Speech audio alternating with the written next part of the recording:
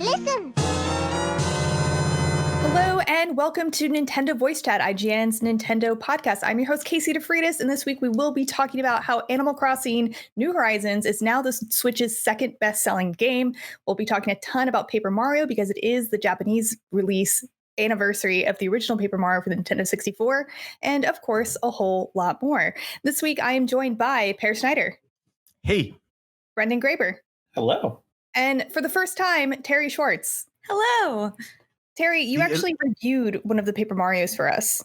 I did. I demanded it. No, I asked very nicely, and they were like, no one volunteers to review Paper Mario Color Splash. You sure can. I guess it was funny because I didn't love it, but I liked it more than Sticker Star, but we had given Sticker Star a higher score, and so I got to, my one review experience was the fun joys of navigating, how do I explain that I like this more than the previous game, but also explain why my score is lower than the previous review score? I'm only a couple hours into the new one, though, and I'm really enjoying it. Isn't that a pain, though? I'm sure everyone at IGN has had to deal with that before. It's like, well, I like it more than this one, but they gave that one a really high score, so what do I do? And then, I guess people figure it out like we all do. I don't know how I figured that out in the past. You get the concept of, hey, there are more than one person works at IGN. They had different opinions. Brendan, everyone knows that's not true. Don't worry, no one pointed it out in the comments. Not a single person. Back when we were running channels, we tried to make things match up, and even when you have a small team of people reviewing all the N64 games, you suddenly run into issues. The moment a PlayStation game gets ported, and you're like, they gave ODT a 9, that's like a 6 for us. And so the moment it just trying to make things match up between people broke down after less than a year. What's funny too, because first of all, Casey, thank you so much for having me on this episode, because I love Paper Mario. I love the franchise, and the first Paper Mario game, we'll talk about it later, but it's tied for one of my favorite games ever. But it is funny because I realized recently it came out when I was 12, and I totally have nostalgia for it being perfection, because my 12-year-old brain was like, this is a perfect game, and now I'm an adult and consuming this in a different way. So probably, who knows if this was the first game that I played, how I'd feel about it. But it's such a special franchise, and I'm glad we get to celebrate it. Yeah, and I'm so glad to have you on this week, not only to talk about Paper Mario, but also I know you're a big fan of Animal Crossing as well. And I think it's pretty big news that Animal Crossing New Horizons is now the second best-selling Switch game. So Nintendo released some financial data recently, and we got a lot of info. Basically, Animal Crossing New Horizons sales have reached 22 million, which is crazy. It's insane, right? And can anyone guess what is beating it out for being the best-selling Switch game? I'm sure everyone. Mario Kart. There we go. Mario Kart 8 Deluxe is the only other one that's better. So that means it's outsold Smash and Zelda and Mario Odyssey, which is insane. Yeah, Mario Odyssey isn't even in the top 5 best-selling Switch games anymore, which is also crazy. Yeah.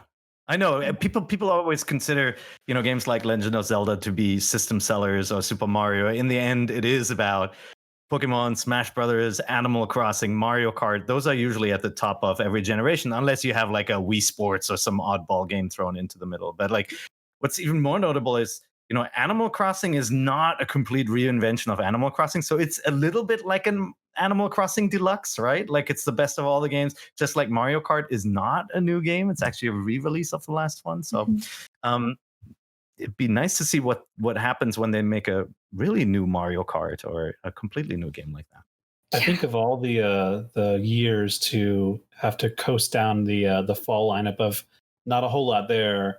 Having Animal Crossing this year really helped kind of ride that coaster of well, we have a lot of profits this year, so maybe we don't have a giant release title planned for this year that we know of, but things are looking good for them.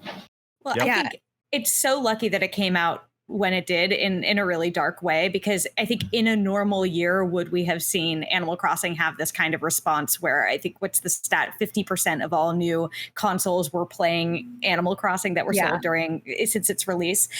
But it's at a time when it's coming out where people need to fill their time with something new and exciting. And it's such an accessible game, and everyone was playing it and celebrities were playing it. And so it's during the pandemic, when you're trying to fill all that time, it makes a lot of sense why this specifically blew up in such a big way, especially more than all the previous installments.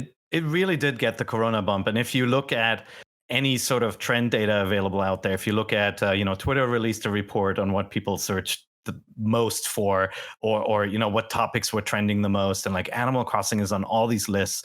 I have this chart where I show Google search interest in the biggest games, and all of the games on the list are multiplayer games like Call of Duty Warzone or League of Legends, like any of the Fortnite, any of the big games. And then Animal Crossing comes in and it goes like it just Also shoots a off the multiplayer charts. game. It is. I know, but it's not a competitive game where you're constantly, you're measuring your Is it? rank or looking for versus. Yes, you are very competitive with your island, but no, it was just the right game at the right time. We couldn't travel anywhere, so we wanted to show people our islands. And yeah, travel to people's islands. I mean, people were going on dates in Animal Crossing. Like people were meeting on Tinder and then going on Animal Crossing dates. Like I remember reading a Polygon article about how people were specifically buying Animal Crossing to be able to participate in those kind of virtual dates, which I found really funny. And I think one of the other tells that the current world environment affected the sales is that Animal Crossing New Horizons sold 10 million more copies than any other Animal Crossing, which, I mean, to me, that doesn't sound like a fluke, right? Like who would have guessed that it would sell so much more than the previous installments? Yeah. Well, I mean, well deserved. I think it's a really good game. I've kind of lapsed now. I don't know, Terry, if you're still religiously checking in. I checked in twice in the last 2 weeks. I translated all my energy playing Animal Crossing to coordinating our Animal Crossing charity streams that we did instead, because honestly, the thing that broke me was I went to my brother's island. He's 6 years younger than I am. He's a teacher and he had a lot of downtime, and the way his brain worked to conceptualize and meticulously craft and terraform his island, I was like, oh yeah, I can't do this. And I was like, all right, tap out. I'd rather just, put that energy into other good places. I honestly tapped out really early because I was intimidated. Also, I'm sorry, my neighbor is mowing their lawn right now, I think. So if that's picking up on the mic, I profusely apologize, but we'll try to get through it. Man, this is really distracting. It's so loud. I can hear it over my headphones, but I'm going to keep going. We can't hear it. You can't hear it? Okay, cool. Yeah. Good. You can't hear my snoring dog either, right? So okay, perfect. No sound effects in the background here. No, I tapped out super early because I was super intimidated trying to make an island to look nice. So I decided to just not try at all. And then no one could judge me because there's no product to look at. I think it's really interesting that they saw such a spike in Switch sales that I think you can pretty clearly connect that to people wanting to play Animal Crossing. And I think it absolutely had to be because of the multiplayer element and the online element that they added in such a big way here, because you had so many people talking about playing it. And again, I think the fact that it broke through the pop culture sphere in such a meaningful way really impacted kind of the reach and the way people were consuming it. When you see all the Elijah Wood story of him going to a random girl's island for turnips and all this stuff, I think that it just encouraged the spread a lot wider. And in a weird way, it reminded me of the launch of Pokemon Go, very different way, because this kept us all inside instead of outside. But the way that it spread so much farther beyond the kind of traditional sphere of people who would play that type of game. That's exactly right. It is kind of like one of these big phenomena, where something blows up because of the Pokemon Go had this cultural impact because people actually went outside, and so everybody talked about this. I looked at Google Trend data. I don't think there are many spikes that are this big. Honestly, even something like the Travis Scott Fortnite concert, those are huge blips in activity. Nothing measured up to this Animal Crossing thing outside of Pokemon Go's big spike. And I honestly think, yeah. I was going to say, but if we're talking about Fortnite, you go to Drake, Ninja, and Fortnite, and that's the moment, right, where it breaks. Drake, Ninja, and the Black Hole also was really big. But Animal Crossing was sustained. It wasn't just this kind of 1 week thing. It was a month of really high trends. And then I would say it probably would have sold even better if the Switch wasn't sold out. And I think the biggest casualty of hardware not being so scarce was Ring Fit Adventure. I think Ring Fit would have cleaned up during the early Corona days, and you couldn't buy it. I mean, people were selling it on eBay for $300, which is crazy. Yeah. But on that note, even though there was a bit of a shortage and Nintendo probably could have done even better, their year-over-year profits still have risen over 500%, which is insane. So congratulations to anyone who bought like Nintendo stocks in the past couple of years, because it's probably doing super well right now. But I also wanted to mention that Nintendo's mobile and I guess this mobile income has actually increased 32.7%, which I found interesting because Nintendo just recently said that they're going to stop investing in mobile gaming. I wanted to hear, I don't know, Pear's kind of opinions on that. It's just mobile is just up. Everything is up in mobile because people spend more time playing games. Like it's not that gamers went, oh no, the games are going to go away. Let me quickly play. No, it's just a lot of activity, especially in Asia. China and Japan went way up on a lot of games. Yeah. So either your mobile payments go up 5% or it's bust. Yeah. And by the way, it's Japan took a break from playing Human Fall Flat, which is just, I don't know if you've been following it, is this ginormous success in Japan. Oh wow. Context No, I should be beyond the title. On the Switch. Human Fall Flat. Yeah, no, it's the same title in the US as well. It's actually it's not a Japanese game. Like it got big because it was featured on some big variety show in Japan with some stars. Actually, the PS4 version was, and it just exploded. And on the Switch, it just keeps selling. It's like #1 in the eShop all the time. Okay, I need to read about that. Yeah, is it like what the name promises though, like Fall Guys? It's like it's no. It's falling like flat. it's like Octodad, where you have like a weirdly lanky character. Oh, I think I've seen that. Yeah. Okay. Yeah, it's been out for ages, but like it just blew up.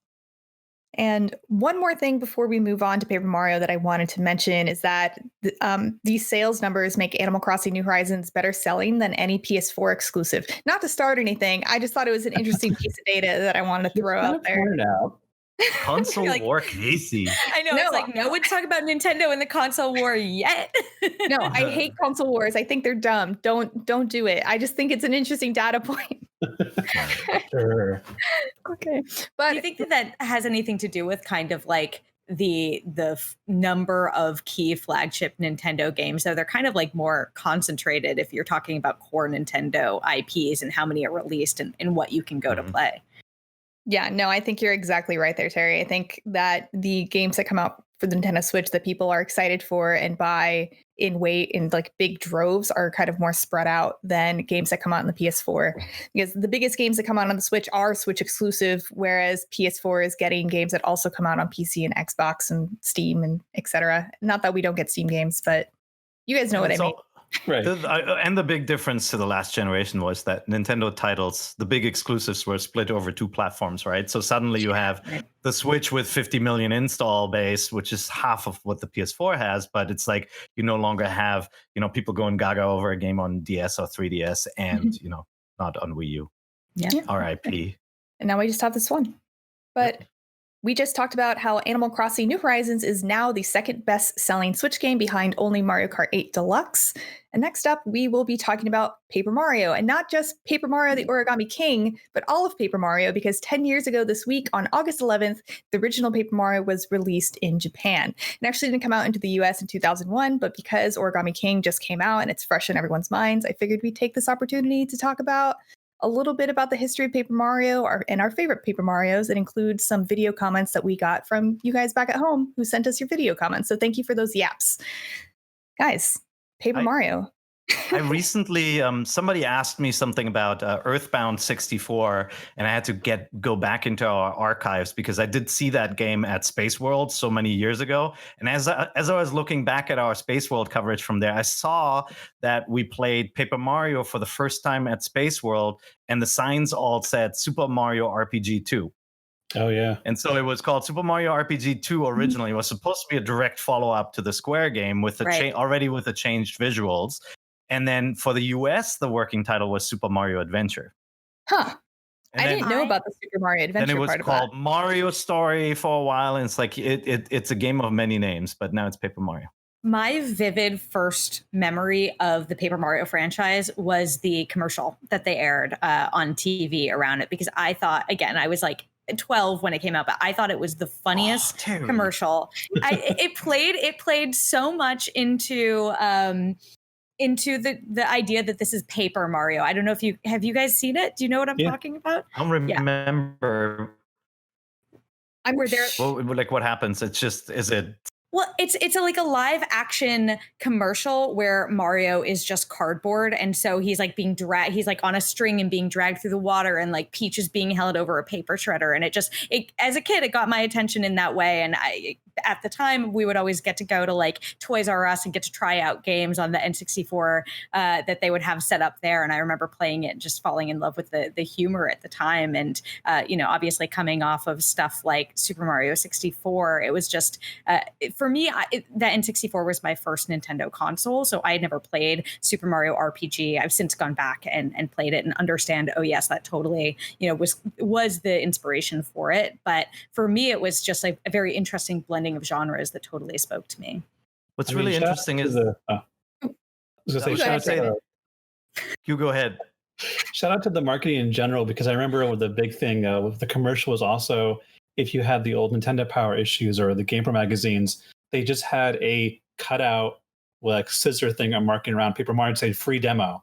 That's like a brilliant move. Awesome. Really funny. Yeah. Actually, no, I was going to say that game was born out of the limitation that the N64 just couldn't handle the type of like expression and characters that the designers wanted, right? They went from something that looked like Super Mario RPG, like really looked like Mario characters, and then they were trying to do this polygonally and the characters just didn't look right, and then they're using sprites and everything looked super flat. And so then they came up with a genius idea and just said, what if it's paper?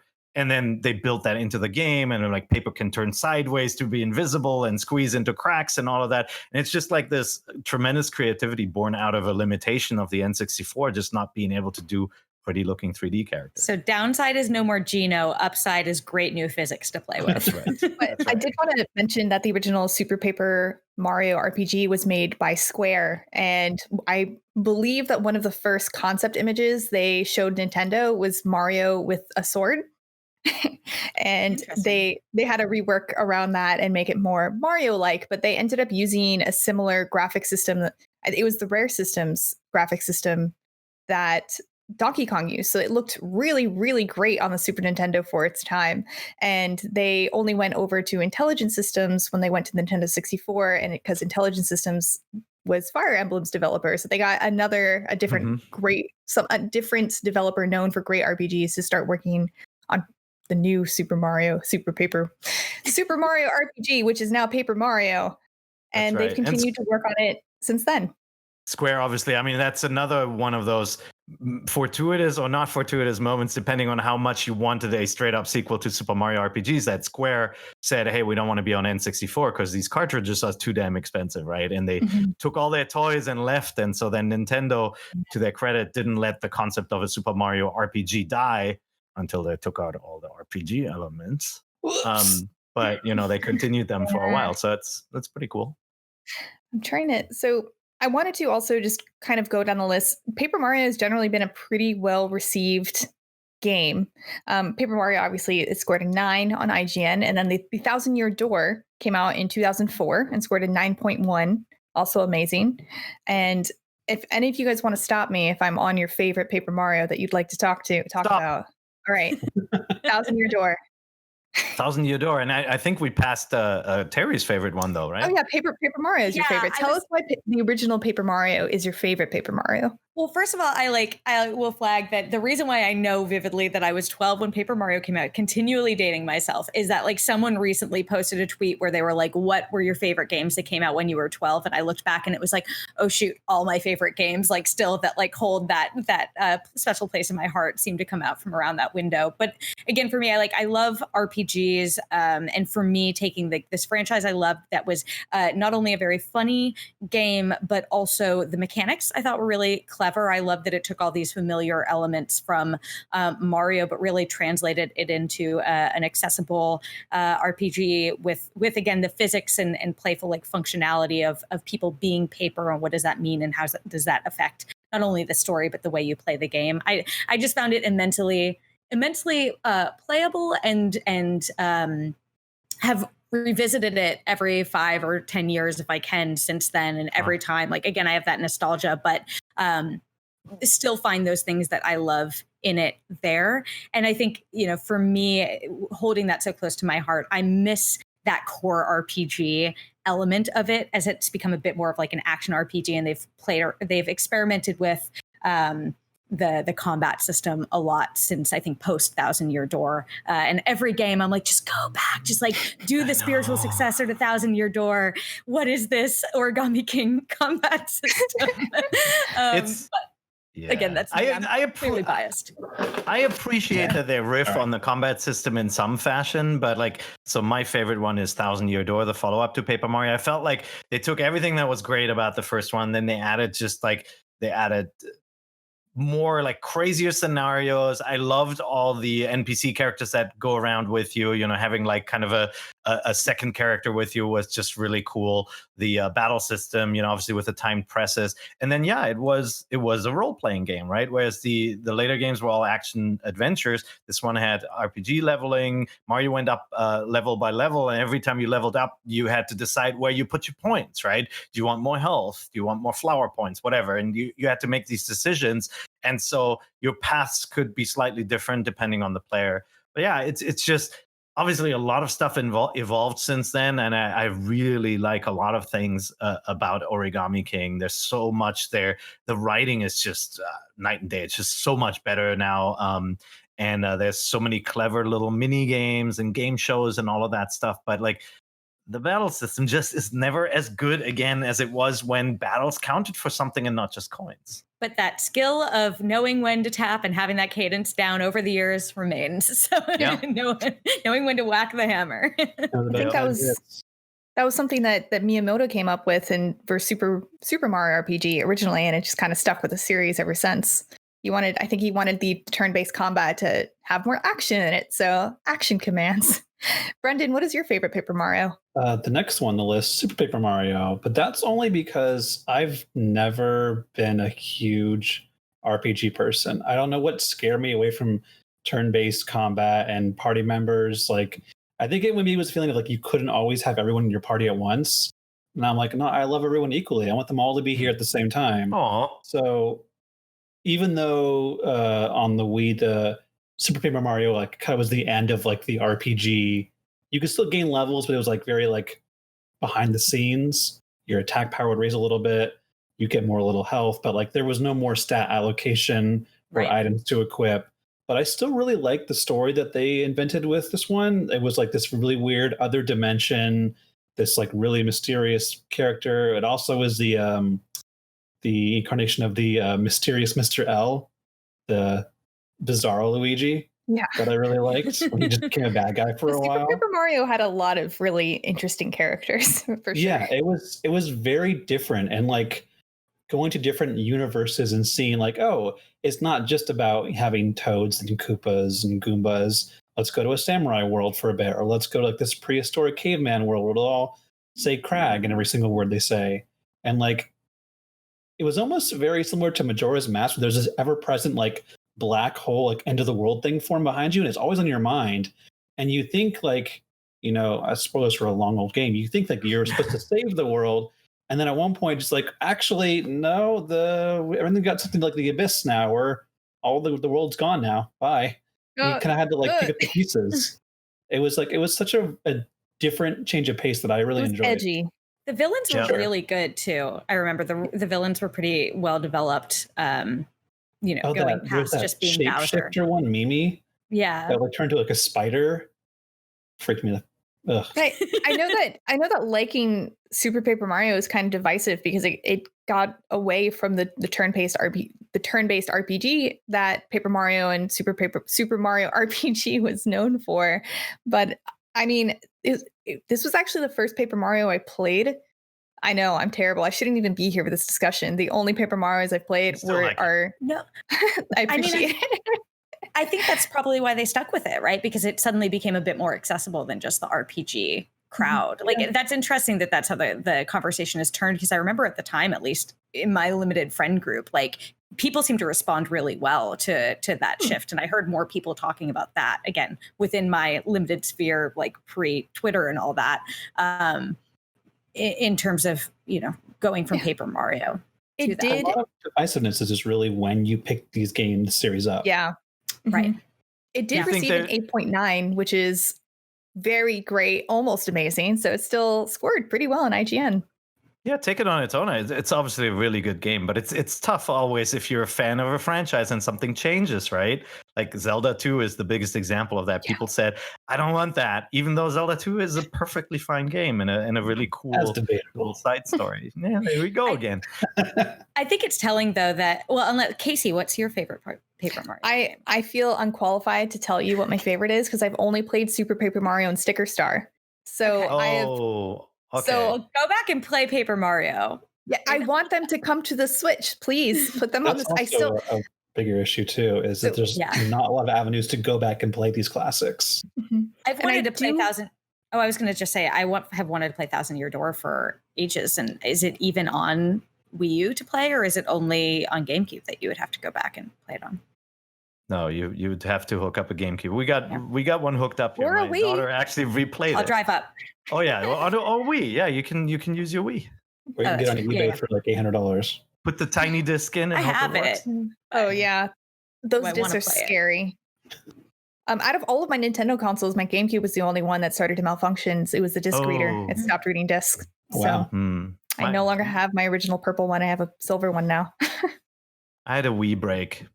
It sounded like a jet engine was like squeaking and stuff in the end. Yeah. I still have my N64, which is my prized possession. We were talking about destroyed. Cannot destroy an N64. Yeah. People will be gone and there'll be N64 still turning on everywhere. But I believe its legacy is best controller ever as well, right? GameCube? Yeah. No. Well, GameCube, yeah. For 300 people, yes. If you have 3 hams, you can go to a different slot.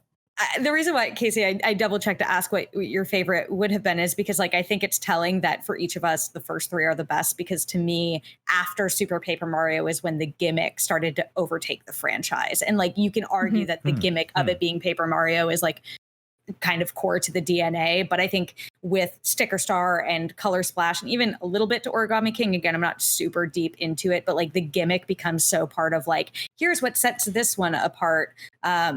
That, you know, I think the last 2 before this, I don't feel qualified to speak to Origami King yet because I haven't beat it. But the last 2 for me just were lacking for the legacy of the franchise.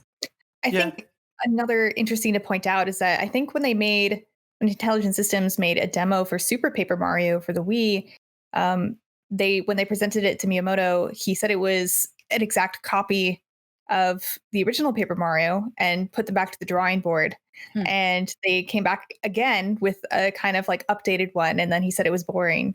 And then they completely redid it and came up with a totally different concept than the original. So, or maybe that was different.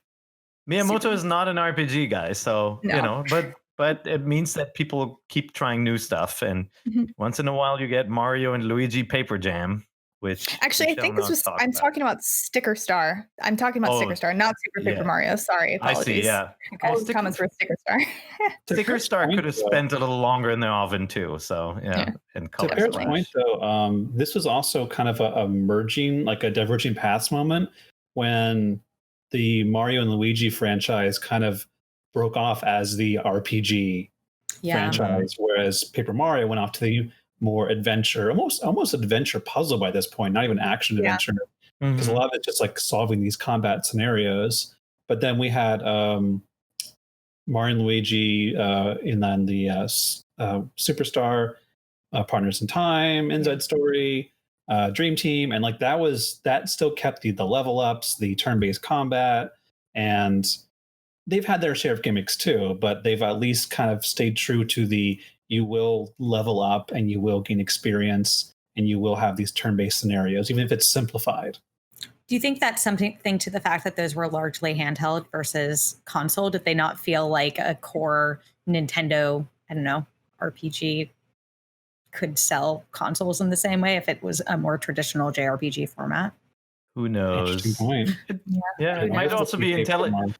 Maybe Intelligent System doesn't want to make those types of games, right? Like, the Paper Jam was made by Alpha Dream, and they only made those types of games, right? They're out of business now, right? Like the whole Mario and Luigi franchise is gone.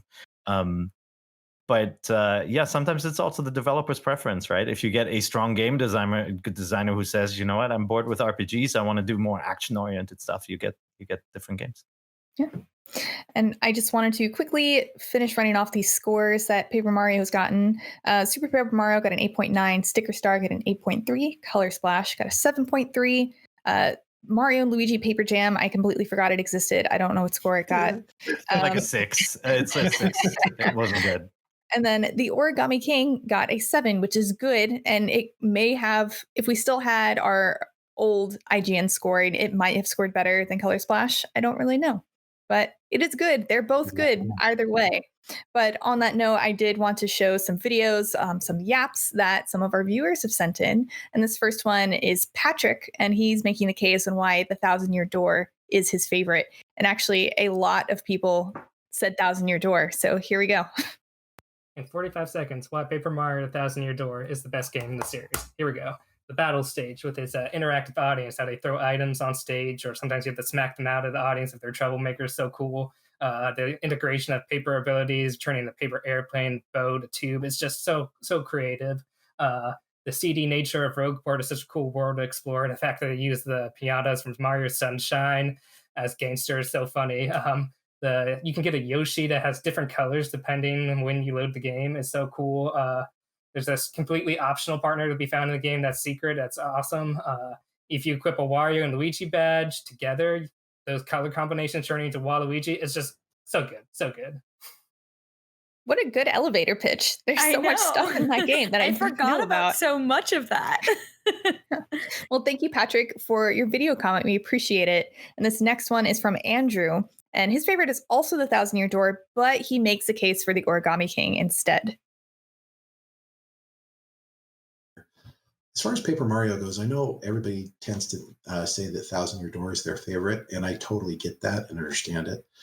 But, and it really is mine too, but Origami King has been so good.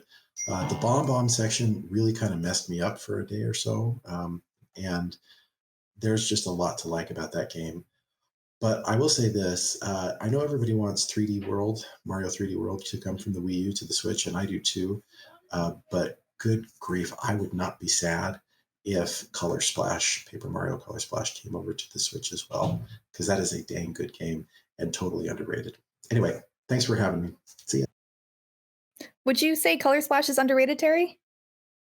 I would sooner get 1,000-Year Door or original Paper Mario or Super Paper Mario over versus like a more recent game. Okay. Because I just, we haven't been able to as accessibly play those games recently versus it doesn't feel like Color Splash was too far distant for me, though maybe easier to port over ultimately for the Switch system.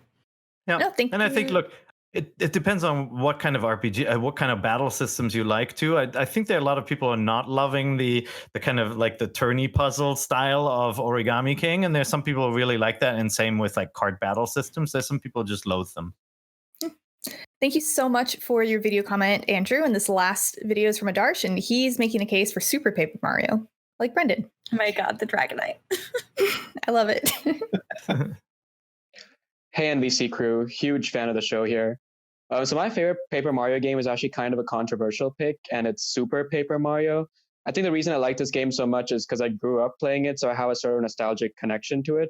But more importantly, I just really love the story and the characters and the world in this game. I think all those aspects are just spot on. And it's probably my favorite story in any Mario game, not just, any Mario RPG. And also, I wasn't really a fan of the action-adventure elements of the newer games, so I really like how this game sort of simplified those elements and made me appreciate the story even more. And so, yeah, that's my pick for my favorite Paper Mario game. Good. Thank you. Yeah. Thank you so much for all of your yaps. Look out for another article asking for yaps later. I know I'm saying yaps. You might be saying, what is a yap, Casey? A yap is a video comment that you can leave to us at the bottom of our articles on IGN.com. And I will post in our Facebook group, the Nintendo Voice Chat podcast forums, whenever those call out goes. So look out for that article and look out on our Facebook group for your chance to be featured on Nintendo Voice Chat next week.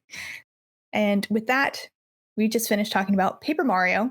Guys, thank you so much for joining me to talk about Paper Mario and kind of like the history of the series a little bit. A tiny, tiny little like dive into it, but not a deep dive, but hopefully you learned some things that you didn't know before. And now let's move on to some more news. And the first piece of more news, is I like to call this section, is that Oceanhorn 2 is coming to Switch. I don't know if any of you are familiar with this. I heard that Jose hated this game, so I think it's kind of funny to bring it up. I'm sorry, Jose. But apparently Horn, yeah, somewhere Jose is like, no, I don't know why, but no. There's a disturbance in the force. So I first saw some videos of Oceanhorn on Facebook. It was an ad or something. I was like, wow, this game looks a lot like Zelda. And I think that's kind of where the interest of this game is picking up. Oceanhorn 2, Knights of the Lost Realm, has been an Apple Arcade exclusive for a while, but is now coming to Switch this fall. I know Brian said that the original one didn't translate that well when it came to Switch because it was very obviously made for mobile, but maybe the second one might be a little different. Peer, I know you've played them a little bit.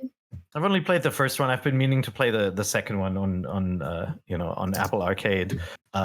It looks like Wind Waker, but the gameplay is very different. It's less about like this freeform exploration.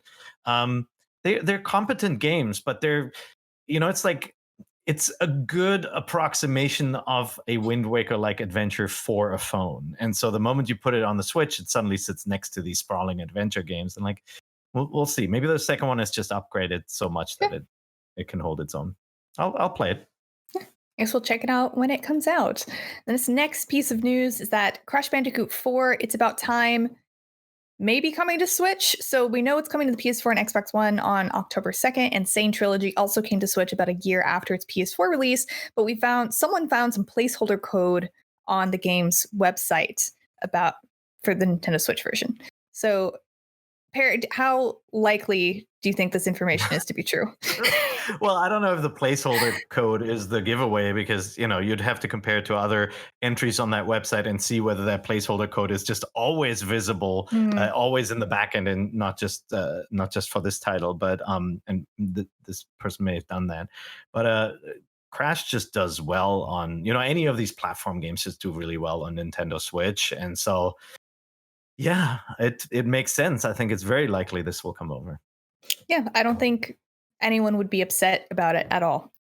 And lastly, we only have one piece of news this week, and that is that Nintendo's Breath of the Wild amiibo of Mifa and Rally may be getting reprints. So this is also kind of like a dubious source, but this was found on Nintendo's like consumer product certificates of compliance page. So they applied for another certificate to create these amiibo. So they might be getting reprints. But why? But why? I don't know. That's the question. Is there a Zelda game coming out? Everyone's going to scream, Breath of the Wild 2. It's out. It's coming. But confess something that it feels like it's the wrong place to do it, especially. This is always the best place to confess things. I've never bought an amiibo, and I just haven't seen why. Well, with Pear's giant collection, you don't have to. I've got some. I've gotten some.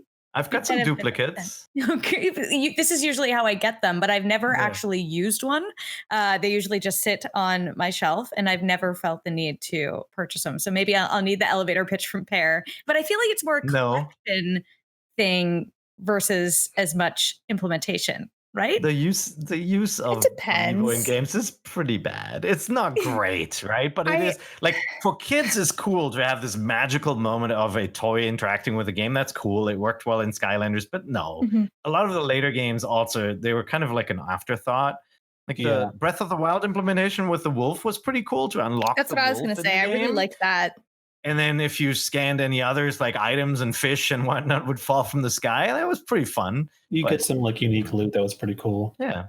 Having the Fierce Deity armor was really awesome to have in Breath of the Wild.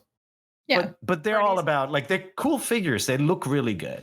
My priorities are like, instead of buying a bunch of amiibo, I could buy a Gudetama bowling ball, as you see behind me, that I'll never use, instead of a bunch of amiibo I'll never use. So, it goes somewhere, but yeah, I figured why not on NVC, my first appearance, to admit to Peer that I have never used an amiibo. I've only bought a handful myself, so you're forgiven. Do you have the Monster Hunter ones, Casey? I only have I only have one of them, and that's because Logan very kindly gifted one to me for Christmas last year. Thank you again for that. I really appreciate it. And I didn't buy the other ones because Pear already had them all. So You can take off the little riders and switch yeah, I know. them between whatever the dragons are called. I honestly, yeah, Rathalos and Rathian, and then you got Barioth, and there you go. But I do really regret not buying those because when they first came out, you could actually get them on Amazon for $13 each. And now I'm sad I didn't do it. But hey, maybe they'll do a reprint someday. Maybe when Monster Hunter Stories 2 comes out for the Switch. Maybe when the movie comes out. It's not happening. That's just me trying to speak things into existence. What are movies, Brendan? When are we going to get those again? He's just shaking his head. No. No. But that is about all the news for this week. So let's move on into games coming out this week, including Volta-X coming out on the 12th for $20. And it is a cute mech kaiju battling game with a cool painterly art style. I actually played this game at E3 last year when we actually could go to E3 and play games in person. And I thought this was really cute. It basically, so the mech, so you're playing like a little chibi animal and you have to go to different rooms inside of a mech to do things. So how do I explain this? It's more kind of like a strategy game where you kind of have to strategize where you go to start doing processes FTL. within the mech. FTL, there we go. And to battle someone, and you have PvP, so you can fight someone doing the same thing. And I had a lot of fun with it. I thought it was really interesting. I think it's worth a look. Let's check it out. And this next one is Faeria. Have any of you played this game? I haven't played it. It just looks really nice. Really pretty, good-looking hex-based board game, basically, right? With cards. Mhm. It looks very Casey. I know. Just I desperately want to play it. I was hoping we would get a code, but we haven't. So maybe I'll just buy it tomorrow. splurge. We'll see. It is one of Tom's favorite digital card games. I know ever. that's what makes me really want to buy it. And like Tom and I are we are quite on the same page with games. If it's a genre that I like and Tom likes it, I'm going to like it. So I feel like I need to get it. It does say this is one of Tom's favorite digital card games ever, but yeah, I need to check this out. Another game coming out. Tom. The Spirit of Tom speaks to us. Thank you, Tom, again for filling out these games coming out this week. I don't know what I would do without you because you always seem to know about all these games like years before they come out on the Switch. I don't know how you do it. It's like you have some sort of machine that gets games earlier than the Switch or something. But the next game Maybe is Steam powered this machine. it may be Steam powered, very high tech. But this next game is Boomerang Fu. It comes out on the 13th for $15. And Tom says it's a competitive party game where you throw boomerangs at each other, and it stands out in its quality, and it's from the makers of an awesome game called The Adventure Pals. I mean, I could always use an excuse to throw boomerangs at people. Adventure Sounds Pals fun. is the one with a giraffe, right? I'm not sure. I'm not sure about the yeah. Adventure Pals. Yeah. Hold on, let me And- look it up. Yeah, do it. Does it have a giraffe? How's your sloth game going? Huh? How's your sloth game going? The Zootopia Picross. Yeah, Adventure Pals is the one with a giraffe. It's great. Yeah. Yeah. I'm not playing that right now. I went back to Picross S4. I'm not playing my sloth game. I'm sorry, Don't make fun of my sloth game. I wasn't making fun of it. It was just a key kind of figure that I remember seeing from the game. And lastly, the last game coming out this week that Tom thought was worth mentioning is Double Quick Heroes, out on the 13th for $22, and it is a rhythm shoot 'em up where you're a band driving a car through a zombie apocalypse, killing enemies with the power of rock. This sounds Get behind that. fun. Rock in all caps. Yeah, all cap rocks. He says it's a unique idea with great reviews from its early access period on Steam. You're showing us Adventure Pals? No, that's your sloth game. That's my sloth game. But now we're kind of already on the topic. So we were just talking about games out this week, which includes Volta-X, Faeria, Boomerang Fu, and Double Kick Heroes. But let's talk about games you were actually playing this week. Brendan, why don't we start off with you? What are you playing? Sure. One of them is Fall Guys because I can't get enough of that. I know it's not on Switch, and I really hope one day it gets ported because it's pretty much like a Mario Party minigame battle royale meets a game show. Yeah. And it's just stupidly fun. And there's just there's an amount of skill, but there's just more chaos. And I love chaos in many games, like playing when Smash with items on. I like being able to adapt to crazy things. The other game I'm playing is not technically legitimate. It is a mod of a ROM for Banjo-Kazooie. It is called Banjo-Kazooie and the Jiggies of Time. We mentioned this on NVC a couple of weeks ago. Just so Nintendo knows, I own a copy of Banjo-Kazooie. This is all legit. His name's not really Brandon either. But yeah, it's made by Mark Kirko. He's done some other mod work in the past, and this is like a full-fledged mod of Banjo-Kazooie in the Ocarina of Time universe, and every area of the game has been like revamped into a collectathon world. It's a lot of fun. I haven't beaten it yet, but it's really challenging. So can you tell us a little bit more about the gameplay? Like how does it play more like Zelda or more like Banjo-Kazooie? It is like your Banjo-Kazooie, but the worlds are you walking through Ocarina of Time. Okay. And there have been some, revisions to areas, some additions to make it more collectathon friendly. So, but then like there's lots of Easter eggs everywhere. You can find little like game cartridges and like box art hiding in every corner. There's a giant statue of Diddy Kong in Kakariko Village. I don't know why.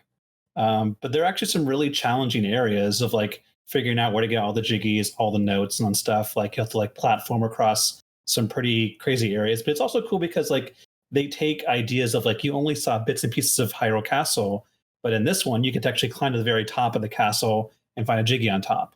So there's some really fun imagining, like all the music's redone. So it's got that like Grant Kirkhope kind of feel to it, but it's the Ocarina of Time music. And it also like shifts as you go underwater. You get that like classic like mellow feel when you go underwater, the music changes. And there's some other like additions to like, you can hear like Link to the Past music in some places, but it's really well thought out. It's very amazing. And if you like Banjo-Kazooie, ukulele, or any collectathon games, and you have access to a emulator, then yeah, give it a check out. Thanks for sharing, Brendan. Now, Terri, what are you playing?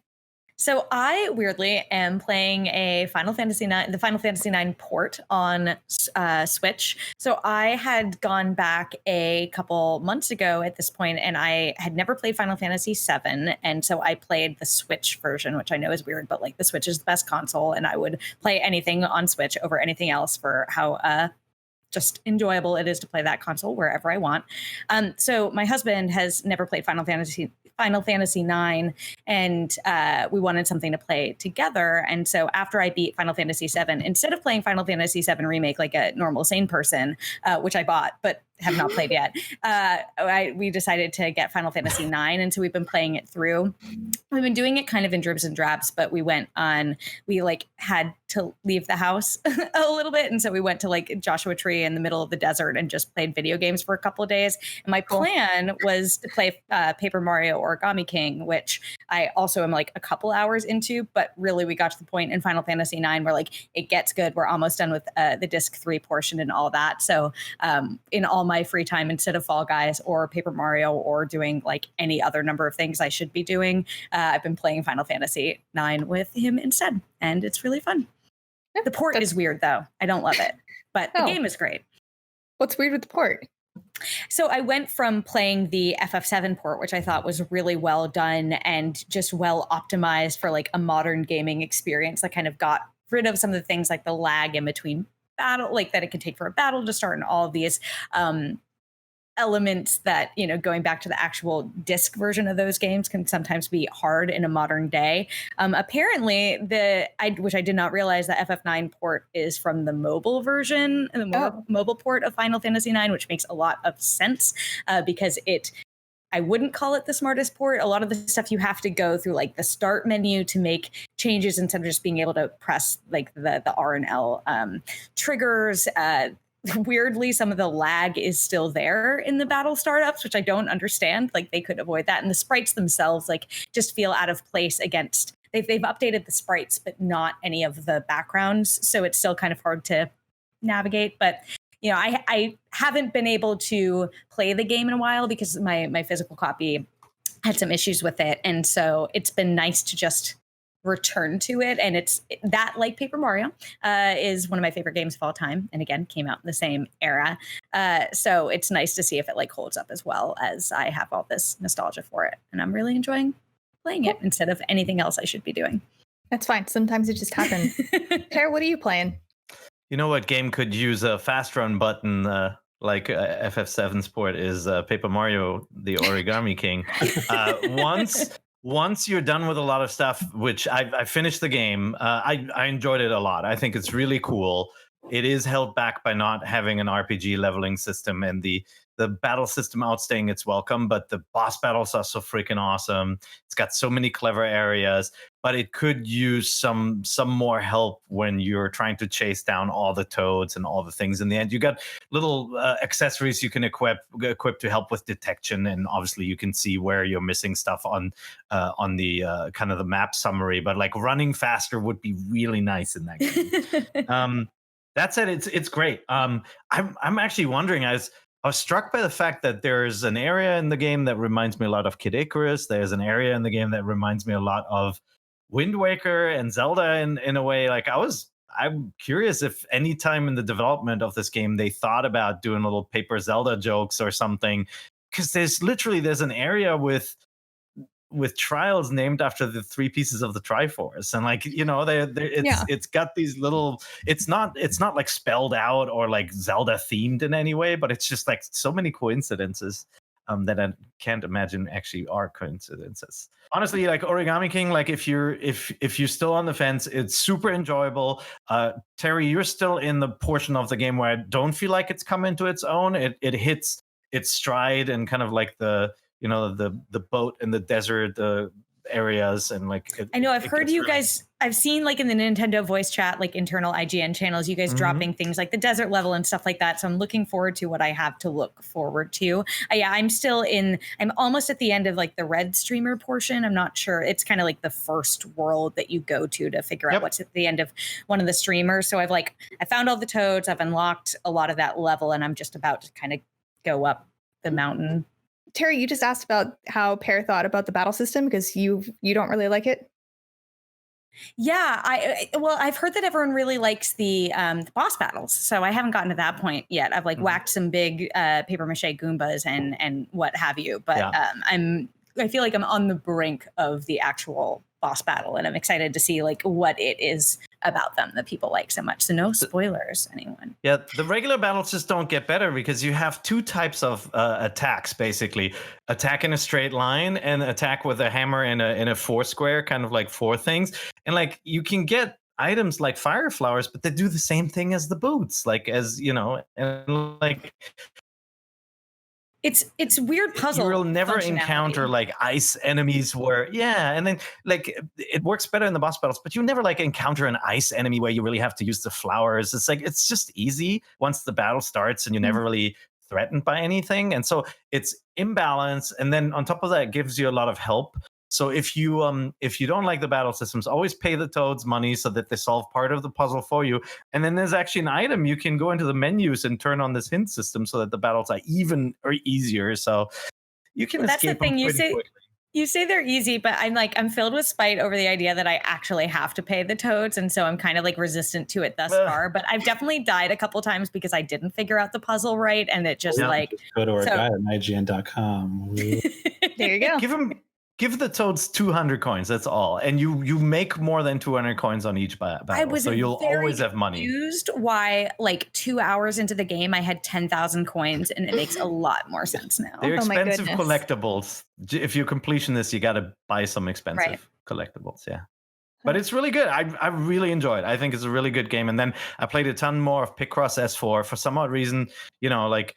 I have every Picross game on the Switch on the system, and tried to finish them all. And S4 has a lot of stuff in it. I'm over 50 hours in it, and I still haven't done any of the very few of the megas, which is my least favorite mode. So I'm on the color ones now. Great game. I've actually, guys, I played a video game this weekend. I'm proud to say, but I played a whole round of Fall Guys. Yeah. It was actually really fun. It was very funny. I didn't win, I played one round. I didn't win. I know I'm letting everyone down. I might as well like give up my wikis card. But I did win the first 3 games in the round. But yeah, I didn't What win. was your most favorite round that you played? There was a really stupid one where we had to collect balls. I don't know. I just like I did terrible at it, but I thought it was funny. Yeah, team games are such like they could be either really fun or really bad because the nature of teams and like a party simulator game is just like you can go all the way bad or all the way good, or 2 teams can go against one team and just totally ruin their day. And sometimes you're that team and it really sucks. Yeah. Yeah. I have not played it yet, but I've watched so many different people's either like ultimate fail videos that they've posted or incredible win videos. And so I feel like I'm picking up skills from that who knows if they apply in practice. But at Simon Carty from our UK team, I don't know if you guys saw his video for one of it's one of the ones I know you're like going up an incline and there's like okay. So I don't know the names of them yet, but he just managed to perfectly go all the way up along the right side the entire way with 0, like nothing hit him. It was perfectly timed and he like won. And I was so blown away. I was like, I'm going to try to make that my strat every time by the time I actually do play this game and see if I can stay on the edge flawlessly. I did that map once and I got hit a bunch of times like, oh, there's no way I'm going to win. I'm so far behind. And I see everyone ran up to the crown at the top. And they all keep bouncing off it because they're not grabbing onto the crown. And I'm watching like literally like 8 other people just bounce off and fall into the pit. I'm like, oh, I guess I won. Perfect. So Fall Guys is a fun game that is unfortunately not on the Switch, but I did play a Switch game, played some Slay the Spire, which I guess I don't need to tell you guys anymore. But I also played some Clubhouse games when our power went out the other day for a couple of hours. So that was fun. Always keep your Switches charged just in case your power goes out. And with that, let's move on to question block. And this first question, or I guess it's not really a question, it's more of a PSA, which I do appreciate, from Nate in Minneapolis. And he says, long time, first time, just wanted to pass along that after I heard last week's show about the Nintendo Switch Online vouchers that expired after a year, womp womp, I realized I had them and they'd expired and got in contact with Nintendo customer service as soon as I could. They were very courteous and extended the vouchers by a week for one time only. Fire Emblem 3 Houses and Paper Mario Origami King are now safely downloaded on my Switch, and I cannot describe how happy I am about that. Now I just have to get through my backlog, which includes finishing Super Mario Odyssey, Tales of Vesperia, and starting Zelda Breath of the Wild first. Thanks for the show. You guys are so great to listen to, and I'm glad I can keep listening while we are quarantined. Stay safe. Nate. Thanks, Nate. We appreciate that. Nate. Thanks, Good Nate. tip. Those are some fun games to still play. You'll have a lot of time for this. Yeah, exactly. Yeah. Good games to have a lot of time to play. And this next question is from Trey Craig, and he says, if Nintendo were to release a collection similar to Rare Replay based on Nintendo 64 games, what games would you want? You can only pick 5. I can go. Go Pear. Yeah. You're prepared. Banjo-Kazooie, Blast Corps, Banjo-Tooie, Diddy Kong Racing, GoldenEye. I'm trying to think. But no, you go, Brendan. No Zelda. I guess you can play all those Zeldas on other systems. Yeah. So go ahead, Well, this Brendan. is just. Oh, I see. If Nintendo, I misunderstood. I thought it was Rare games. Okay. I mean, I'd still think I'd take one of those Rare games. Yeah, I'd still want Banjo-Kazooie, but then of course I would take some of the Zelda games into it too. I don't know. Okay. And 64, you would want Paper Mario, right? Yeah. And Mario 64, you gotta have it. Paper Mario, Mario 64, GoldenEye. So some of my favorites are. So you know what's funny? Speaking of rare games, GoldenEye. Donkey Kong 64, right? Which is like a game that's very controversial to me now because I had so much nostalgia for it at the time, but it's like kind of a terrible game. Like it's very unplayable, but still, I don't know. Again, I've never beat it. People who love it. So unplayable, so I could now. I could tolerate it. There are people named Barrett Courtney who also love it. There's fun to be had. There's clever stuff in it. It's just so overbearingly about collecting stuff, right? Whereas like Banjo-Kazooie is so clever by comparison. Like it has the collectathon stuff built in, but it has so much more to offer. I would definitely want Banjo-Kazooie in a collection like that. I'd actually want another smaller tier, but still good collectathon. Rocket Rubbing on Wheels. That's a really good one. Yeah. Space Station Silicon Valley from the makers of Grand Theft Auto would be a good one. And then obviously, like, look, Nintendo first party stuff is all great, right? Think about Pokemon Snap, buddy. I would. Yeah. Pokemon Snap, a game you can beat in 2 hours, but every time I'm like, I remember how to catch like that Grimer or whatever. Every single thing. Take Star Fox 64, F-Zero X. Those are all fantastic games. And then you've got Mario Kart 64 too. I miss all good. Okay, I think my 5 would be Majora's Mask. I feel like Ocarina of Time on a 3DS is fine, so I'm going to keep it there. So I'm just going to have Majora's Mask on the 64 and Mario 64, Mario Party 2. Yeah. That's a good one too. I didn't even think about that. Banjo-Tooie. I'm sorry. And and then I have the 5th game I have to think about. Maybe Pokemon Stadium 2. Yeah. Mickey Speedway USA. No, that's a good pick. No. Those are my 5. But look, it's hard to go down to 5. It is. Once you do so first hard. party and third party, like I had to be choosy just to pick 5 rare games. But yeah, that's going to be tough. There's too many. There's too many good 64 games. I miss them. I want them. I want that library on Switch. We have so much time to play, and it existed on the Wii U. Like, please, yeah, please, just put it. I know you're listening, Mr. Nintendo, boss of all things Nintendo. Just give it to us. And then we have one more question for this week, and this one is from Greg B. What is the one question that you wish we would ask that we haven't?